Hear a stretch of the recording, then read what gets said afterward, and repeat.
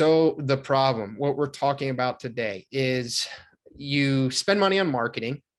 You do branding, you wrap your vans, maybe you do radio ads or TV ads, maybe you do a billboard, maybe, you run Facebook ads or you boost all your posts, or, you have a social media manager or Google ads or whatever. You're spending money on marketing, you're promoting, you're trying to build your brand, and you're not converting at the rate that you want to be. Right. And there can be a lot of reasons for that. Just to name one other reason, for example, going back to the Google pay-per-click ads, you wouldn't want to dump people onto your website. You need to create a separate landing page. So there could be a lot of reasons, but ultimately, if your website is not optimized for conversion, if your website is not built with the intention of taking everyone who lands on that website, who would be a good potential customer for you, and getting them to pick up the phone and call you, or getting them to submit a web form, which, again, this will go back to our last one, the episode 5, where you need to have the automations in place to make sure that you're following up instantaneously with those web form submissions.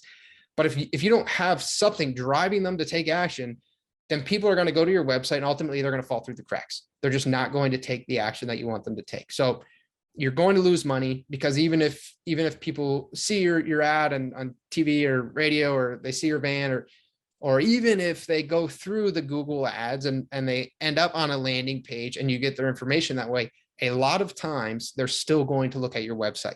People like to feel that they have done their due diligence when selecting a painting company. If you're charging $4,000, $5,000, $10,000, $20,000, whatever it is you're charging, this is a lot of money to most people.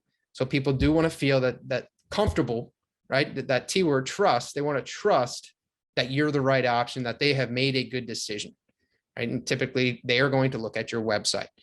So if you're getting traffic to your site, hopefully if you do have a website and have put any amount of money or effort into it, hopefully you do have Google Analytics there. Hopefully you are tracking the activity on your site. You know how many people are coming each month, where they're coming from, what page they're going to, what your bounce rate is. You need to know all these statistics.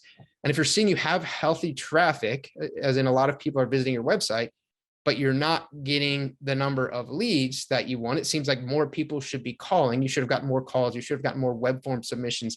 Then you probably have an optimization problem.